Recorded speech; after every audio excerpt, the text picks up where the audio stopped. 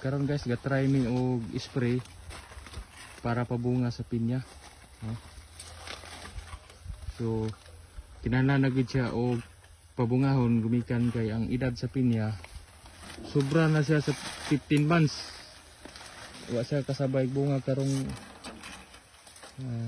harbisa kay kating nabuka kayo. Habog na kayo siya guys.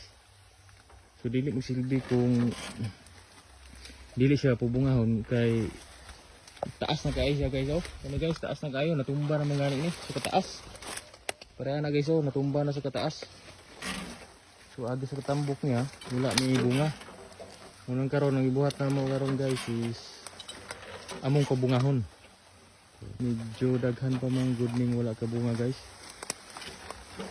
Sobra pa sa libo ni.